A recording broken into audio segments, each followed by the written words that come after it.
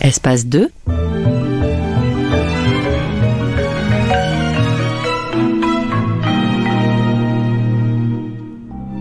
La vie à peu près, Jean-Marie Félix.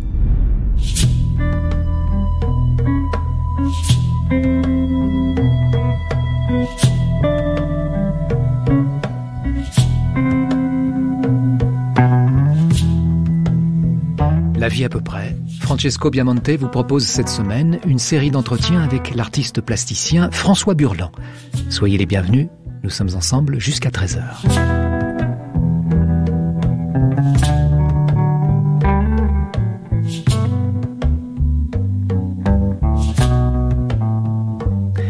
À une époque où les temps de parole ont tendance à s'amenuiser un peu partout, Espace 2 propose chaque jour à des artistes de dérouler leur cheminement personnel sur la durée en prenant le temps de chercher, d'associer les idées et les souvenirs. Depuis la création de l'émission en août dernier, se sont succédés au micro de La vie à peu près des créateurs et des interprètes plus ou moins secrets qui se livrent avec une certaine parcimonie. Et puis, il y a eu aussi ceux et celles qui ne se font pas prier pour se raconter avec un plaisir tout à fait évident. Et celui que nous allons entendre aujourd'hui fait partie de cette deuxième catégorie. Il se nomme François Burlan, il a la soixantaine burinée, et depuis ses plus jeunes années, il s'est forgé un imaginaire qui lui ressemble, hétéroclite, foisonnant et décalé.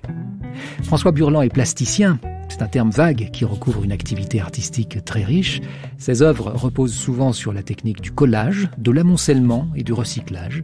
Il vit actuellement au Mont-Pèlerin dans des conditions un peu particulières qu'il racontera. C'est là que Francesco Biamonte l'a rencontré récemment. Voici donc le premier chapitre de La vie à peu près, selon François Burlan.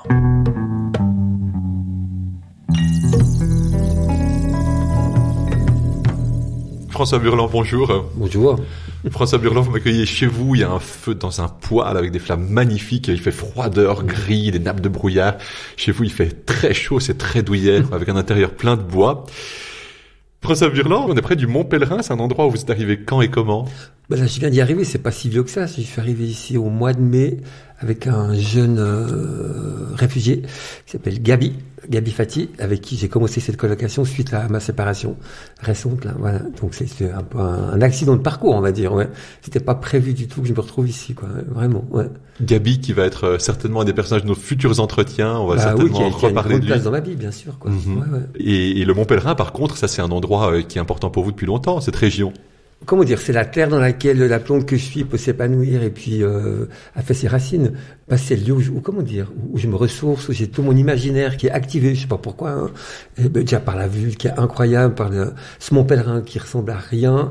Au niveau géologique, je crois, d'après ce qu'on m'a toujours dit, un géologue m'avait dit que c'est un reste de plage d'Afrique qui aurait passé sous la plaque de l'Europe qui serait ressorti là. Alors cette idée-là, elle me plaît beaucoup, quoi. Voilà, d'être au Mont Pèlerin sur un bout d'Afrique, quoi. Ouais, vraiment, ouais. L'Afrique aussi, on en reparlera, elle est importante pour vous. Et puis ce côté très agricole, ce côté cette terre riche. Hein. Oui, donc c'est pas qu'agricole. Oui, ce que j'aime au Mont-Pèlerin, c'est que c'est à la fois très paysan, mais alors c'est les pauvres du Lavaux, parce que les paysans du Mont-Pèlerin, ils avaient moins de biens que ceux d'en dessous, là, les vignerons qui avaient des vignes qui rapportaient plus. Et puis surtout, c'est un lieu étrange parce que anciennement, il y a eu 4 palaces au Mont-Pèlerin, dont un a brûlé. Et du coup, ça veut dire qu'il y a des paysans et des gens de tous horizons qui se croisent, des gens improbables. Moi, je me rappelle quand je buvais mon café des fois au Mont-Pèlerin, je pouvais voir passer Le Pen ou Adjani. Et puis ces paysans là du Mont-Pèlerin, ils ont quand même l'habitude de voir des gens étranges. Il y a les Tibétains qui vivent là. Il y a un nombre de sectes ou de petites congrégations religieuses qui vivent sur ce mont assez improbable. Il y a des dominicaines, il y a une communauté qui s'appelle la Fraternité Blanche. Qu'est-ce que c'est ça, la Fraternité Blanche ? Je crois que c'est lié à un mouvement chrétien qui vient de Hongrie, je crois. Puis vaguement, lien avec les Cathares, j'ai n'importe quoi, c'est ce qui se raconte. C'est les rumeurs du Mont-Pèlerin, j'en sais rien. Hein. On voyait Béjar passer aussi là-bas, qui a déchiré les Tibétains. Il y avait les Yaks qui s'échappaient aussi, ou qui s'échappent parfois. Il y a des gens en robe rouge qui se baladent. Donc on peut croiser l'équipe de France de football dans cette campagne là, avec ces chars d'assaut qui la protègent. C'est vrai, il y avait des petits blindés qui nous empêchaient même l'accès de mon atelier. Alors, c'est ça que j'aime au Mont-Pèlerin, c'est ce grand foutoir, ce mélange improbable. Je me rappelle qu'il y avait une école où il y avait que des Chinoises qui étaient en face du centre tibétain, quoi. Donc, il y a plein de trucs improbables, voilà. Et ça ressemble un peu à votre œuvre, qui a aussi ce côté, oui, exactement. Une sorte de grand fatras, carnavalesque, festif, tout à fait. joyeux. Ouais. Ça, j'aime bien. Et puis toutes les interactions assez drôles que ça provoque, tous ces gens qui auraient jamais dû se rencontrer, en fait. Voilà. Donc c'est un lieu à la fois très agricole, et qu'on pourrait imaginer un peu fermé, mais qui l'est pas du tout, puisque tous ces paysans, ils ont quand même l'habitude de voir des gens étranges, et les gens se côtoient très bien, quoi. Ça fonctionne assez bien, quoi. Terre de rencontre, de manière inattendue. Moi, je le vis comme ça. En tout cas, les paysans qui m'ont accueilli, la famille Nérou dans leur ferme. Alors maintenant, ils sont décédés tous les deux. C'est leurs filles qui tiennent ça. Mais ils m'ont vraiment donné asile dans leur maison. C'était un moment où on avait déménagé avec mon ex-femme. Et puis, on s'est retrouvés à la rue parce que la maison qu'on devait occuper, les gens ont dit, on part plus. Et puis, comme ils voulaient pas partir, on s'est retrouvés coincés et à devoir trouver tout de suite un autre appartement. Et puis, ces gens nous ont accueillis chez eux dans 2 petites chambres. Du coup, on s'est retrouvés là-bas. Et puis, c'était une rencontre tellement géniale, tellement bienveillante et généreuse que finalement, on a repris une maison après, mais mon atelier est resté là-bas alors qu'il est minuscule. Il y avait tellement de bienveillance et de reconnaissance et de pipi, je dirais d'amour de la part de ce couple de paysans, là, comme ils m'ont accueilli dans leur maison, qui fait que je suis jamais reparti. Et c'était quand ça?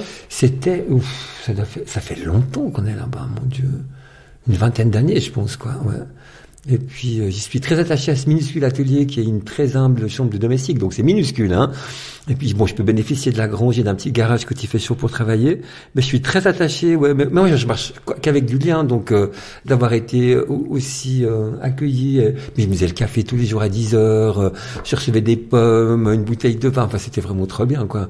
Et puis, les filles qui ont repris la succession, elles sont tout aussi bienveillantes, avec moi, puis surtout avec tous ces jeunes qui débarquent, dans cet atelier, quoi, qui c'est quand même pas évident d'avoir tous ces jeunes africains, syriens, je sais pas, enfin, il y a toutes les nationalités du monde qui passent dans cet atelier. Ça n'a jamais été un problème pour eux. Du coup, ils hébergent aussi des Tibétains. Quand on voit cette maison, on pense que c'est une maison, c'est une ferme très vaudoise, dans un cadre. Il y a tous les clichés pour qu'on se dise c'est un endroit fermé et machin. Et puis au fait, c'était une famille qui recevait tout le monde. Il y avait des gens de partout. Il y a toujours des gens de partout qui passent dans cette maison, des Allemands, beaucoup de gens liés au centre tibétain. Et vous étiez de où? Vous êtes né où, en fait, François Burland?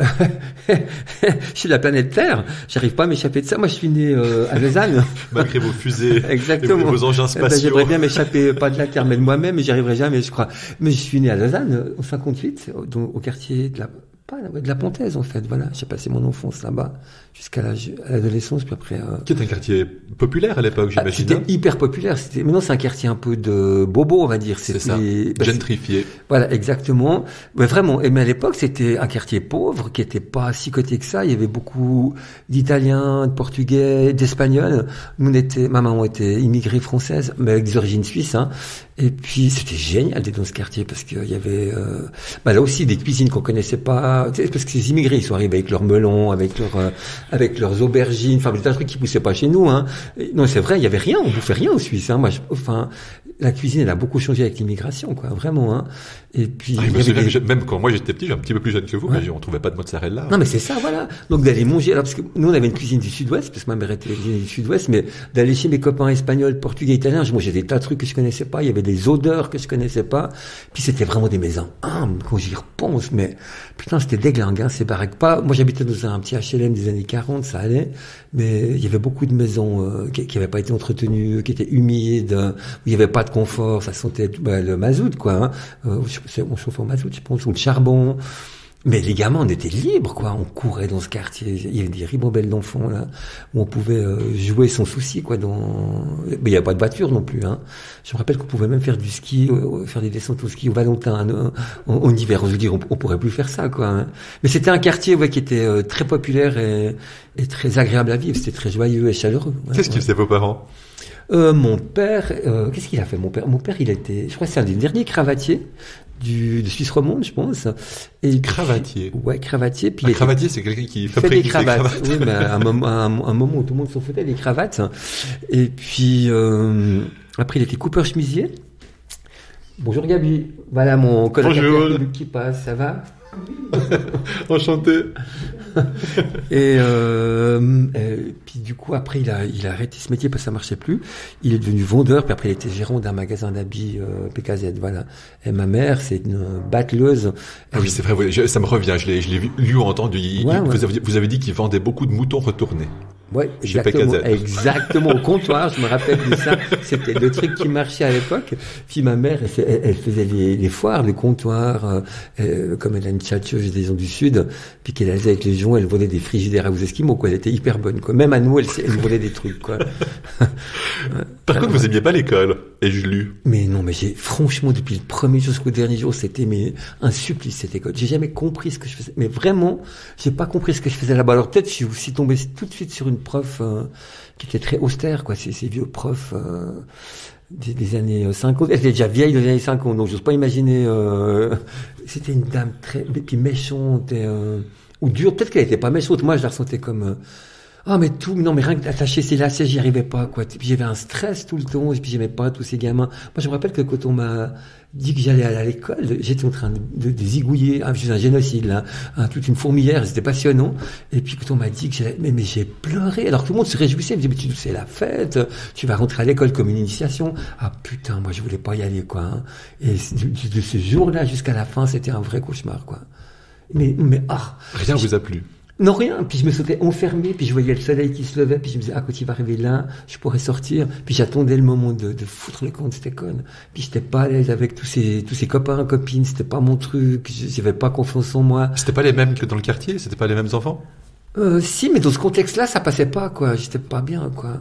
Puis bon, après, j'ai quand même été au collège, mais c'était encore pire que tout. J'ai fait une année, mais là, j'avais vraiment déprimé. Je me rappelle qu'on m'avait envoyé voir un psychologue parce que j'étais mal, quoi. C'était pas mon truc, quoi. Et puis, c'était la libération de quitter l'école. Vraiment, ça a été un grand cadeau, quoi. Ouais.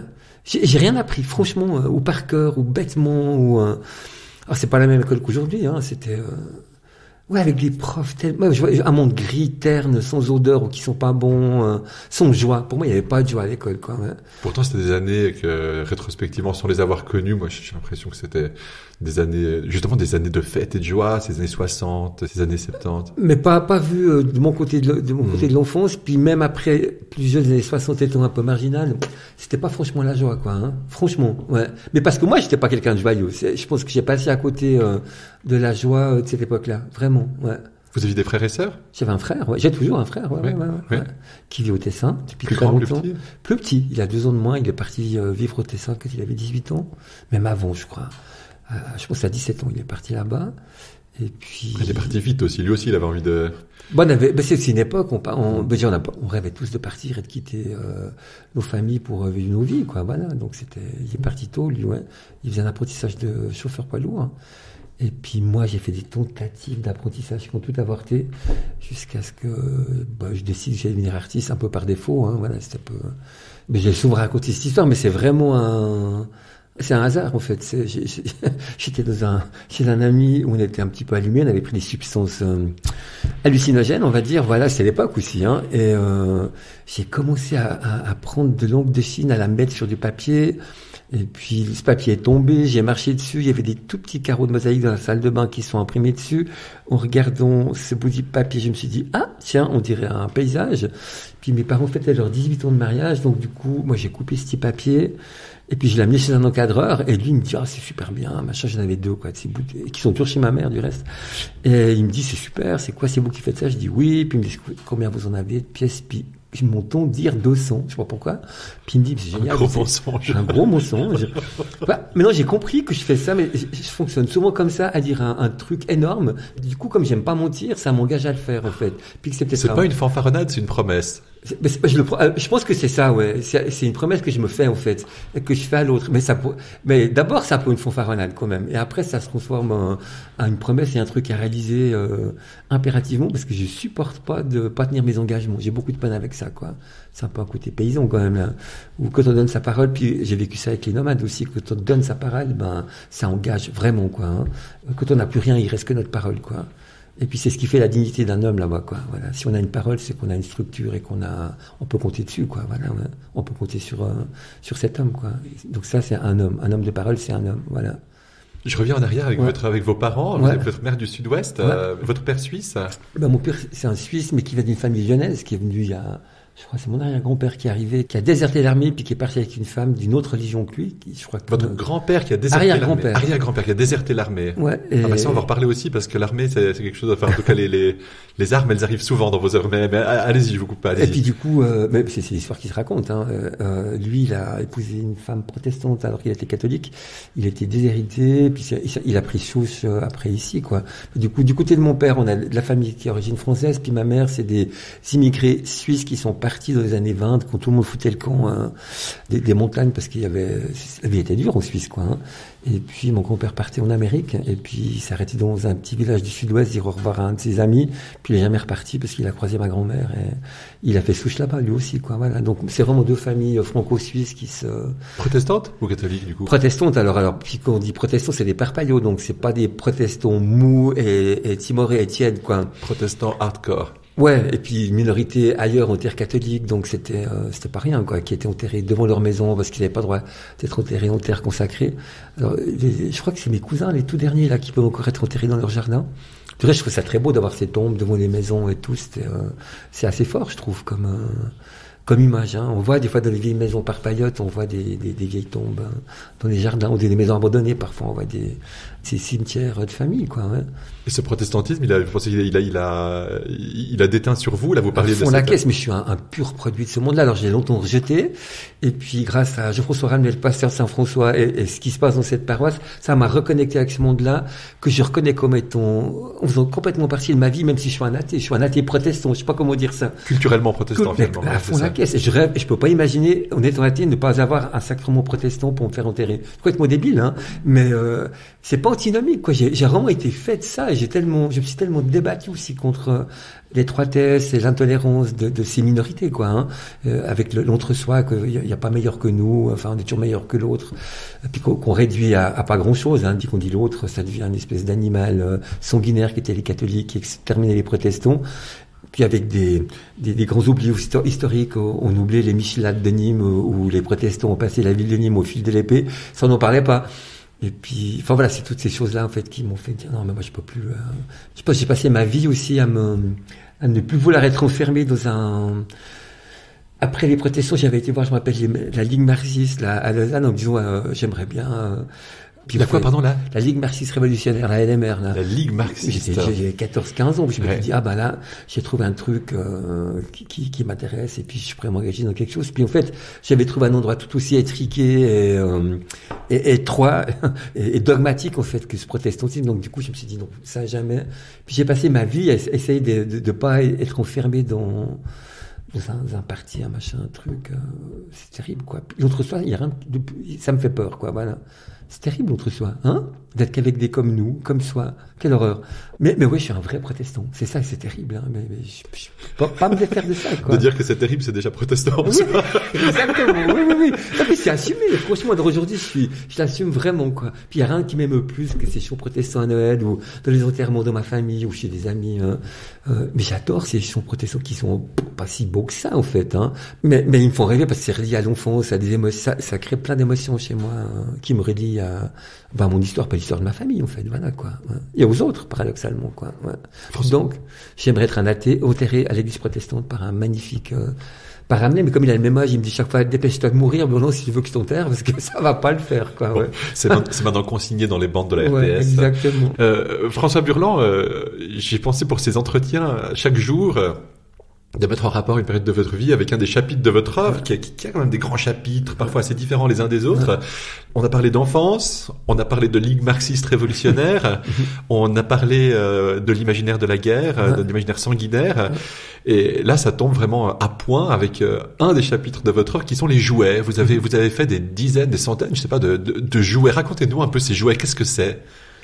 Ces jouets, je les ai commencés quand je vivais avec une autre femme encore, qui avait 2 enfants, et puis on a passé un été, on n'avait pas d'argent, on n'avait pas un rond, hein. Franchement c'était rude, quoi, dans une ferme à Chèvres, dans les Hauts-de-Chèvres, et tout d'un coup, je sais pas ce qui s'est passé, on s'est mis à à bricoler. Il y avait une petite déchetterie là, sauvage là, à côté de cette ferme, comme à côté de toutes les fermes, quoi. Hein.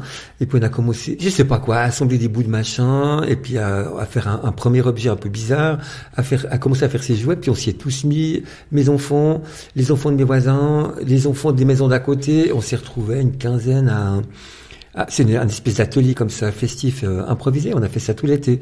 Et je sais pas comment Thévaux a su qu'on bricolait ça. Thévaux, donc Michel Thévaux, qui à l'époque était le directeur de la collection de l'art brut, qui n'a parlé à Madame Lupuner, qui dirigeait le musée des Arts Léco, qui s'est pointée chez nous, parce qu'elle montait une exposition qui s'appelait Musée d'ailleurs et d'ici. On s'est retrouvés, toute cette bande de gogoles marginaux, à voir tous nos objets qui ont été montrés dans cette exposition. Puis c'est là que j'ai découvert, alors, tous ces jouets d'Afrique, d'Asie, que je connaissais pas ça encore à cette époque-là. Donc ces objets faits justement de brick and broc, puis de vieilles tôles, de bouts de plastique, de fil de fer, de morceaux de bois.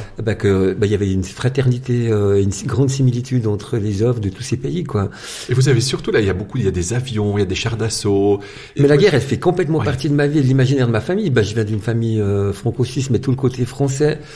Ils ont vécu la guerre, ils ont vécu l'occupation. Il y avait des gens qui étaient résistants dans ma famille. Mon oncle est parti dans la résistance très jeune. Ses copains sont partis soit dans la résistance, soit dans tous ces hommes que j'ai rencontrés enfants, ils avaient tous fait la guerre. La guerre 14-18, la guerre 39-45, la guerre d'Indochine, la guerre d'Algérie. C'était pas des kikis, hein. Je peux te dire que quand les mecs ils disaient que ça allait chier pour toi, tu comprenais vite que c'était pas de la rigolade, quoi. Mmh. Puis c'était une espèce de communauté étrange. Moi, je le dis, mais c'est des perceptions d'enfants où je pense que même ceux qui avaient été dans des factions différentes, ils se connaissaient et cette guerre, elle les liait d'une manière très forte, quoi. Puis peut-être au-delà même des positions qu'ils avaient prises ou des choix faits, des camps qu'ils avaient choisis. Ils étaient plus unis par le fait d'avoir fait la même guerre qu'ils n'étaient séparés, d'avoir été dans des camps adverses. Je pense qu'il y a peut-être personne d'autre que son adversaire qui peut mieux nous comprendre, hein. Je pense ça, hein, vraiment. Puis ce qui me fascinait aussi, mes grands-parents, après-guerre, et mes oncles et tantes, comme il y avait beaucoup de camps il y avait un camp de prisonniers à côté de chez nous, mais qui avait déjà reçu les Juifs, puis après les prisonniers allemands, ils ont tout de suite hébergé des jeunes Allemands, qui avaient 20 ans, l'âge de leurs enfants, en fait. Puis c'est fou. Au moment où la guerre s'arrête, tout de suite, ils fraternisent avec ces jeunes gens qui vivent chez eux, qui travaillent avec eux, et ils ont été amis, pendant très très longtemps. Ils ont correspondu, je crois, jusqu'à la mort des uns et des autres, quoi. Moi, je pense que ça, après la guerre, c'est des alliés, mais c'est aussi quand on voit la Légion française où il y avait tous les Allemands tous ces soldats qui sont devenus légionnaires, quoi, tout d'un coup, là, qui rejoignent la Légion, et puis c'est pas un problème, quoi. Je pense qu'il y a une espèce de fraternité des armes, hein, de quel côté qu'on soit, que moi je connais pas, je l'ai pas vécu. Puis je vois ça aussi avec tous ces jeunes qui viennent à l'atelier, tout leur parcours de migration, tout ce qu'ils ont vécu, ils sont tellement différents, mais ça les lie. Il y a quelque chose d'indicible dans cette expérience que moi j'ai pas vécu, que ces gens-là ont vécu. Et là, vous parlez donc de ces la guerre et de ces mineurs jeunes non migrants, accompagnés qui arrivent de Syrie, d'Afghanistan, ou jeunes adultes ou adultes, quoi, qui ont traversé désert, montagne et mer pour nous rejoindre dans des conditions incroyables. Et qui seront les protagonistes de notre 5e entretien, je pense, si les choses vont comme on les a prévues. Oui, mais alors du coup, voilà, la guerre, et puis en plus moi je vais dans une maison où il y avait tous les trophées de mon oncle qui était colonel dans l'armée française, qui a fait 20 ans de guerre en première ligne. Et puis c'était une espèce de mythe, parce qu'on parlait de lui dans le village, comment il était parti à la résistance. Ils ont raconté comment il avait vu traverser le pont. Il y a un grand pont qui relie les rives du Lot pour arriver dans ce village. Et puis c'est par là qu'on voit les étrangers arriver où les gens s'en allaient. Et il y a plein de vieux du village qui racontaient qu'ils avaient partir ce jeune type avec sa chemise et ses shorts à la guerre, quoi. Voilà, il était parti, quoi. Et puis il est revenu 4 ans plus tard, quoi. Voilà. Là, vous parlez du Lot, donc ça c'est la maison du Lot-et-Garonne, voilà. C'est la maison de famille. Mes grands-parents, voilà, et de ma mère. Voilà. Vous y passiez quoi l'été? Vous alliez en vacances là-bas? Ouais, mais c'était peut-être cette maison elle est très importante parce que j'y passais que l'été, mais elle a nourri tout mon imaginaire, vraiment, quoi. Dans la chambre de mon oncle dans laquelle je dormais, il y avait des sables de généraux chinois, des grands katanas comme ça qui étaient exposés. On savait qu'il y avait des caisses où il y avait ces armes de guerre, quoi. Il y avait ces fusils américains qu'il avait reçus, il y avait des grenades, mais les mecs ils allaient pêcher à la grenade, je me rappelle là. Les mecs, quels mecs? Les hommes de l'époque, quoi. Ils pêchaient tranquillement à la grenade, ils balançaient des grenades dans le Lot, hein, et puis ça faisait remonter les poissons. Moi je jouais avec des vrais fusils, avec des vrais casques de la guerre 14, on avait des tentes de GIs américains, on avait des habits coloniaux de zouaves.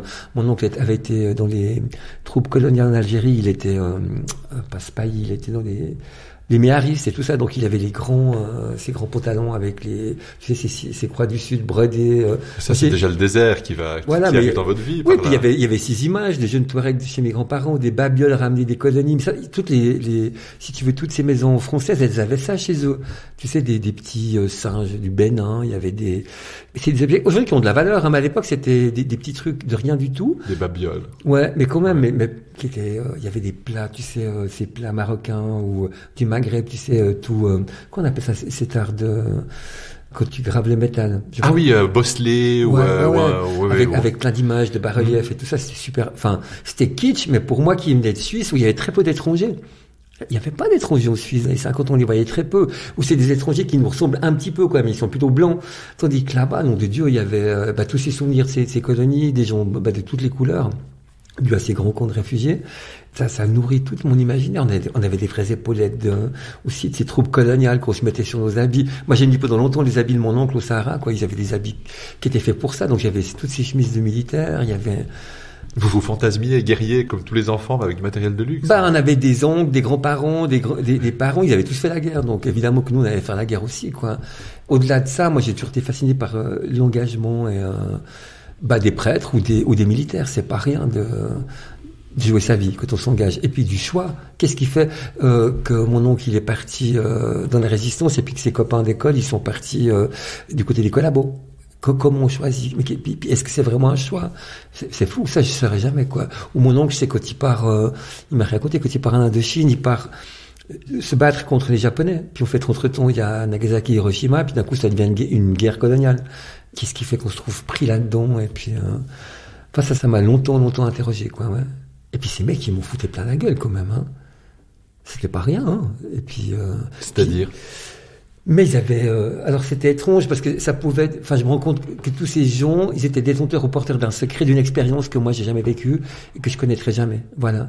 Et je pense que ça les liait fort. Mais vous parlez de l'expérience de la guerre, justement. Ouais, tous, hommes et femmes en fait.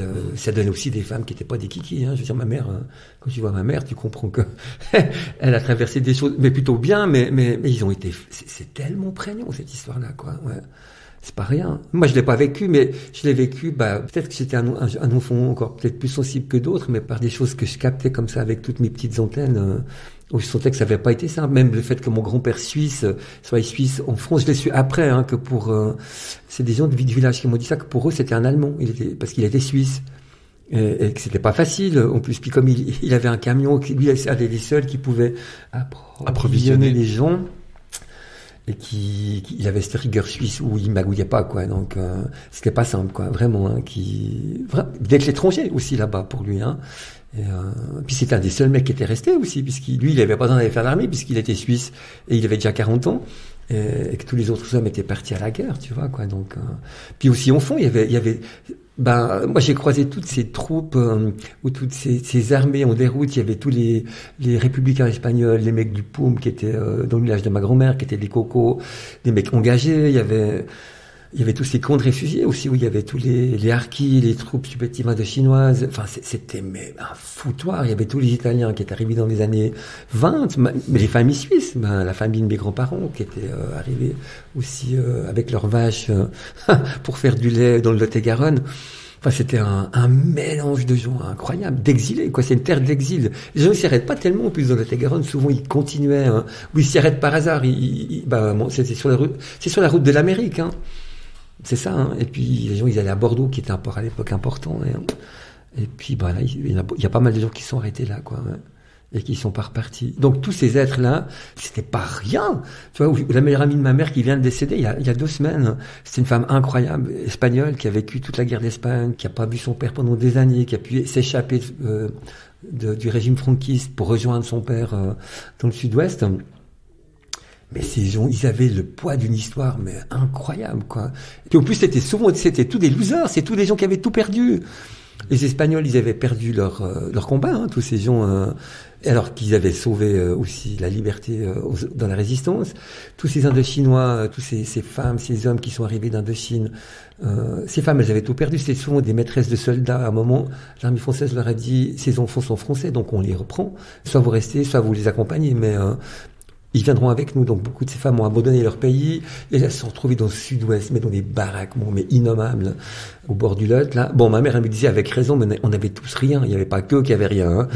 Et puis, on les appelait les Chinois verts. Ça me fait toujours rire, là. Les Chinois verts, parce qu'ils ramassaient les haricots dans les champs, pour 1 franc par jour, mais ils étaient avec leurs habits des rizières, quoi. Enfin, avec leurs grands chapeaux, triangulaires, là, leurs habits noirs et tout ça. Puis, ils étaient habillés comme ils étaient là-bas. Ils arrivaient avec ce qu'ils étaient, quoi, hein. Les femmes tatouées, des Aurès ou de la classe algérienne. Enfin, c'était incroyable, quoi. Et avec leurs habits, je rappelle les voiles avec les pièces et les grandes robes. Enfin, tout ça, ces gens, ils étaient, on tassait les uns sur les autres dans des camps fermés dans lesquels on pouvait pas rentrer. On se voyait à travers les barbelés. Moi, avec mon petit vélo, je passais. Puis j'allais tout le temps les voir. J'étais fasciné. Mais c'était l'autre monde qui était là.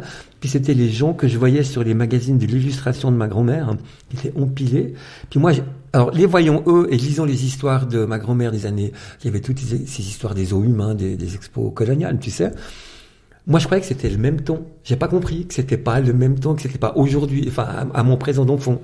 Donc, j'ai grandi avec des images des années, je sais pas, 1900 aux années 30, en pensant que c'était aujourd'hui, dans mon présent d'enfant, que ça se passait à ce moment-là. Et en voyant quelque chose qui était pas si dissemblable. Non, parce qu'ils étaient tous là, en face de chez mes grands-parents, quoi, tous ces gens-là, quoi. Puis il y avait même, je rappelle, des gens qui jouaient aux boules, là, des anciens soldats, des troupes coloniales ou de l'infanterie de marine, mais ils avaient leur sarouel, tu sais, donc c'était aussi des mecs. Ils étaient pas comme les autres, quoi. Je sais pas comment expliquer. Pour moi, à Petit Suisse, il y avait plein de bizarreries incroyables, quand même. Dans cet égard. On était libre, hein, à la campagne, à cette époque-là. On allait garder les vaches parce qu'il y avait pas partout encore des barbelés. Il y en avait, mais pas partout. Et moi, des fois, je voyais pas ma famille pendant tout l'été. Enfin, on se croisait, mais on faisait des cabanes. On dormait dans des cabanes. On allait manger chez mes oncles, mes tantes, mais comme ça nous prenait, quoi. Donc c'était une liberté, mais insensée. Un peu de vagabondage, un peu de... Ben oui, puis non mais les années 60, 70, c'est un monde hallucinant. On pouvait conduire, tous mes cousins avaient des motos, ils faisaient des kartings, ils conduisaient des vieilles bagnoles, des Juva 4, parce qu'ils avaient des domaines qui étaient assez grands, donc on pouvait les conduire, on jouait avec mais on était des gamins de 8, 12 ans, avec des cousins de 14, 15 ans, à faire des tours en bagnole, faire des cons dans les champs. Enfin, c'était incroyable, quoi, voilà. Puis tout ce temps à garder les vaches, pour moi, c'était des moments incroyables. J'adorais ça, quoi. Vraiment, de rêverie. On n'allait pas bien loin, mais c'était des moments... Ma mère l'a fait. Elle disait aussi que pour elle, c'était des moments incroyables. Alors, il y avait quasiment pas de barbelés, donc il fallait pas déconner, hein. Parce que si les vaches allaient chez le voisin, ça se passait mal. Mais comme moi et mes cousins, il y avait toujours un moment où on rêvassait, on parlait, puis les vaches foutaient le camp, il fallait les retrouver. Mais c'était des moments de liberté, de rêverie, mais inouïs, quoi. Vraiment, quoi. Avec des vaches qui étaient pas simples, parce que c'était souvent ces petites races de vaches... ton buisson, c'est pas les vaches d'ici, quoi, hein. Tu sais, il y a toutes ces vaches, tu sais, c'est des races à viande, donc ils faisaient pas de lait, donc c'était des aubracs ou de ces vaches un peu, je sais pas lesquelles races ils avaient exactement, mais qui avaient du caractère. Puis je me rappelle des vaches shetlandaises aussi, c'était pas, elles sont pas méchantes, mais elles ont beaucoup de sang, tu vois, quoi. Et puis quand on regardait ces vaches, on avait chaque fois notre petite musette avec des cailloux et un bâton, pour pas se laisser emmerder, tu vois, pour se défendre, quoi, en fait, ou se protéger quand elles étaient un peu trop vindicatives, quoi. Ouais. François Burland, on arrive au terme de ce premier entretien. J'ai pas rien dit, moi. Comme le temps file, heureusement qu'on en a encore 4. On a convenu d'écouter, comme toujours dans la vie à peu près, une musique de votre choix, une musique qui serait peut-être liée à l'enfance. Ah, complètement. Vous avez hésité entre quelques titres quand on préparait l'entretien. Vous avez hésité entre La Mer de Trenet, entre Zorro de Salvador. Ouais. C'est quoi votre humeur du moment? Qu'est-ce qu'on met maintenant? La mer. C'est relié à mon oncle qui chante La Mer de cette maison du Sud-Ouest, quoi, voilà. Et, à des moments de bonheur mais nostalgique, je recrée certainement, hein. On s'invente tous une vie, hein. Non, mais c'est des jolis moments où on est dans le jardin, il y a des poules, tout le monde est en vacances, et puis il y a ce foutu Trenet là qu'on entend à la radio, et mon oncle adore chanter cette chanson là. Voilà, ça me rappelle des moments assez heureux finalement, quand même, ouais. Merci François Burland. La mer qu'on voit danser le long des golfes clairs a des reflets d'argent, la mer, des reflets changeants sous la pluie. La mer au ciel d'été confond ses blancs moutons avec les anges si purs, la mer,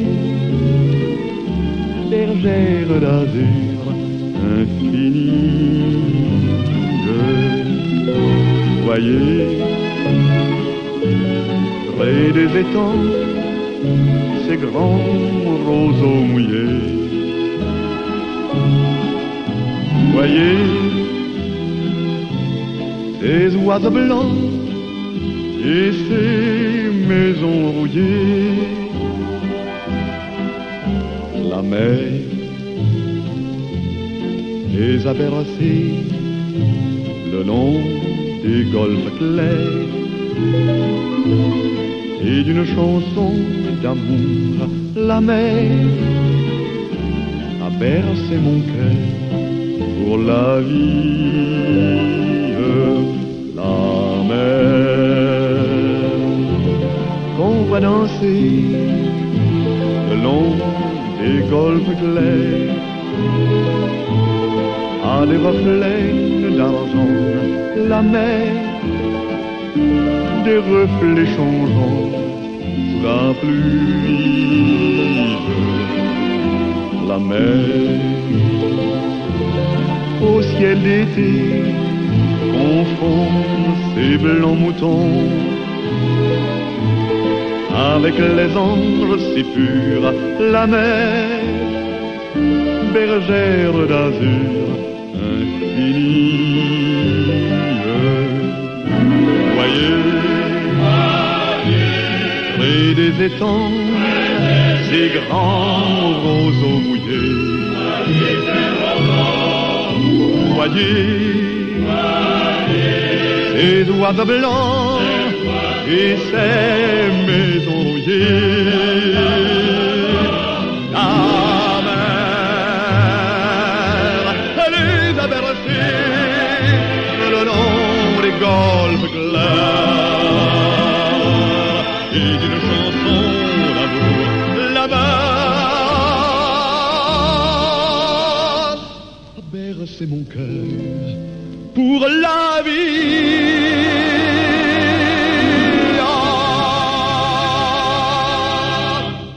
La mer, selon Charles Trenet, sans doute l'un des plus grands classiques de la chanson française, dont on dit que les paroles ont été griffonnées en quelques minutes par Trenet en 1943, alors qu'il se trouvait dans le sud de la France.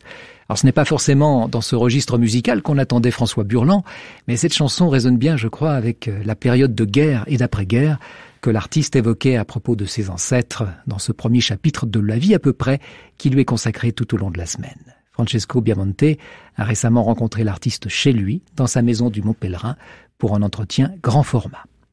Nous retrouverons donc François Burlan et sa générosité de parole demain mardi. Dans le flou de la conversation, il évoquera notamment ses années de formation un peu chaotiques. Et pour vous accompagner jusqu'à 13h, Luc Thérapon vous propose maintenant une programmation musicale de son choix, à commencer par le 3e mouvement du trio pour piano, violon et violoncelle numéro 2 de Anton Stepanovich Arensky en fa mineur.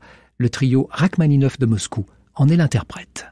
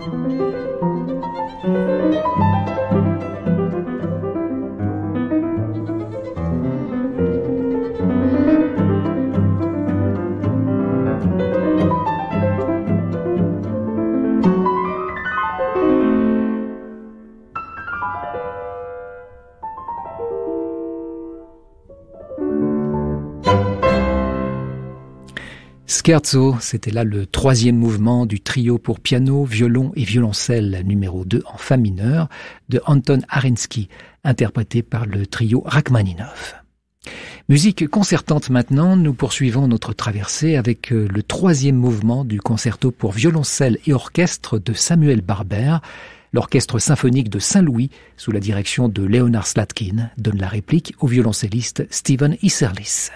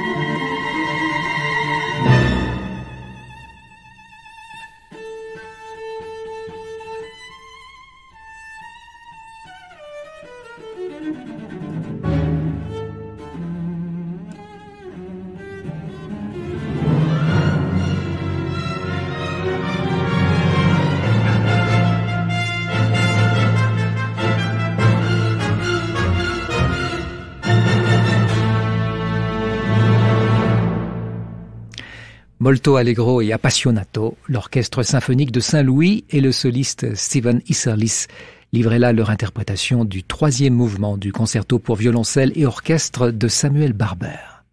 Et nous allons conclure cette programmation de Luc Thérapon avec le 3e mouvement grave soutenu du quatuor à cordes numéro 1 de Darius Milhaud, aux archets le Petersen Quartet.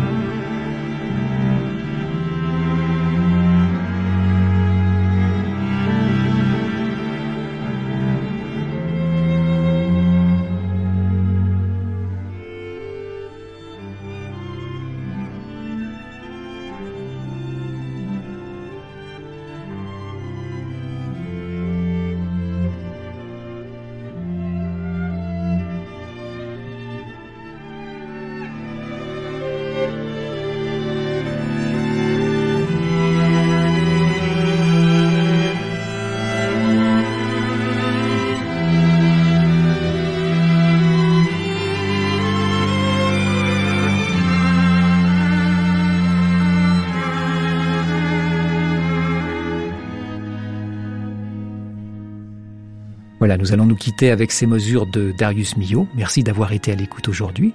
Je vous retrouve très volontiers demain pour le 2e chapitre de La vie à peu près selon le plasticien François Burland. Merci aussi à Sophie Grecuccio, Francesco Biamonte et Sacha Unger qui ont contribué à la réalisation de cette émission. Je vous souhaite de passer un bel après-midi. Du déroutant poème symphonique pour 100 métronomes aux douloureuses et sublimes Kindertotenlieder, l'orchestre de la Suisse romande interprète Ligeti, Bach et Mahler le 21 janvier au Victoria Hall de Genève. Plus d'informations sur osr.ch.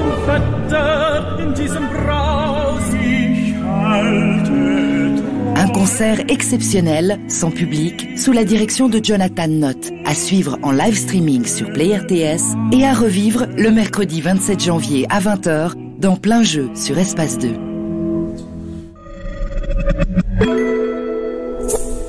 Vous écoutez Espace 2, il est 13h. Voici en nouvelle diffusion le journal de la mi-journée.